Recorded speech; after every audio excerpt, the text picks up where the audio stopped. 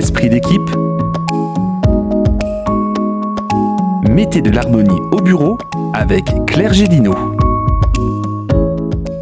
Nous vous souhaitons la bienvenue dans Esprit d'équipe, c'est votre rendez-vous bimensuel pour mieux comprendre les dynamiques relationnelles au travail.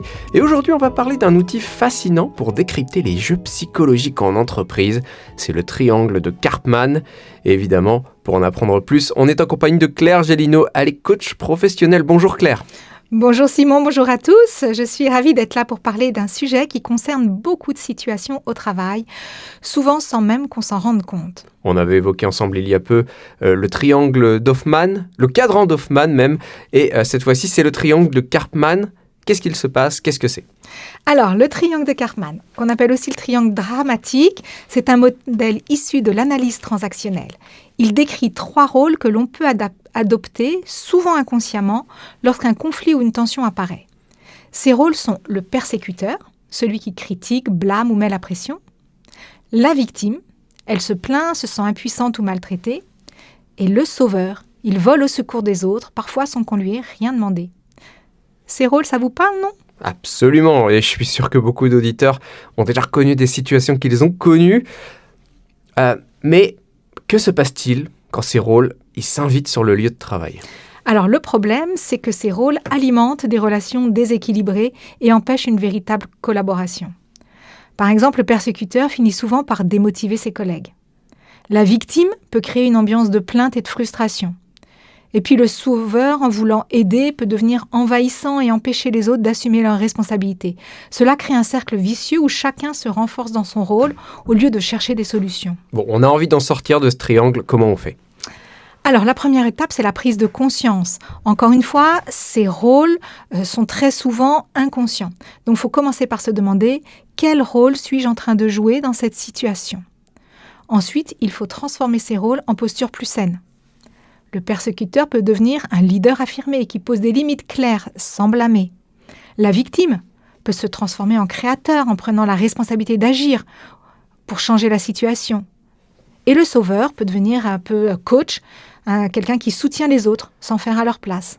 Bon Claire, je pense que vous me voyez venir, mais je vais quand même vous demander un exemple concret pour illustrer tout ça. Oui, bien sûr. Alors imaginons un manager qui critique un collaborateur en retard sur un projet.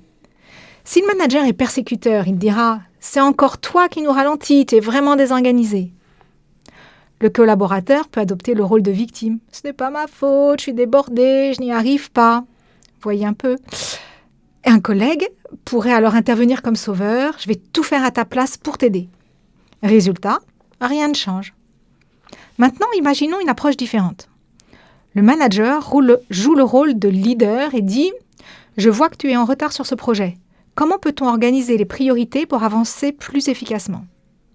Le collaborateur devient aussi un créateur et répond « Je pourrais réorganiser mon planning ou demander un soutien sur certaines tâches. » Et le fameux collègue qui peut prendre une posture de coach en demandant « Quelles ressources te manquent pour y arriver ?» Là, on sort du triangle dramatique et on construit des solutions. Et on se rend compte que c'est tout de suite beaucoup plus constructif. Mais alors, qu'est-ce que ce changement demande en termes d'effort? Alors, ça demande surtout de la vigilance. Ce sont des réflexes et il est facile d'y retomber. Mais plus on devient conscient de ces mécanismes, plus on apprend à prendre du recul et à répondre de manière intentionnelle. Il s'agit de sortir de la réaction pour passer dans l'action choisie. Je conseille de commencer par observer les dynamiques dans votre équipe et poser des questions comme « Suis-je en train d'aider vraiment ou de surprotéger ? Est-ce que je critique ou est-ce que je propose des solutions ?» Et si quelqu'un est coincé dans un des rôles, est-ce qu'on peut l'aider à en sortir? Oui, c'est une bonne question. Alors, plutôt que de le confronter, posez-lui des questions ouvertes pour l'amener à réfléchir. Par exemple, à un persécuteur, vous pouvez demander « Quel résultat veux-tu obtenir ici ?» Pour une victime, quelles options vois-tu pour améliorer la situation? Et pour un sauveur, comment peux-tu soutenir cette personne tout en la laissant responsable de ses actions? Ces questions permettent de déplacer un peu la dynamique, sans conflit. Et avant de conclure, un dernier conseil. Oui, soyez curieux et bienveillant envers vous-même et les autres. Ces rôles sont humains, mais en les identifiant, vous pouvez transformer vos relations. Et surtout, rappelez-vous qu'il s'agit de chercher des solutions ensemble, pas de trouver des coupables. Eh bien voilà Claire, merci pour cette analyse très éclairante. On en sait beaucoup plus sur ce triangle de Karpman maintenant. Merci Simon, merci à tous pour votre écoute. Prenez soin de vos relations, elles sont la clé d'un travail épanouissant et productif.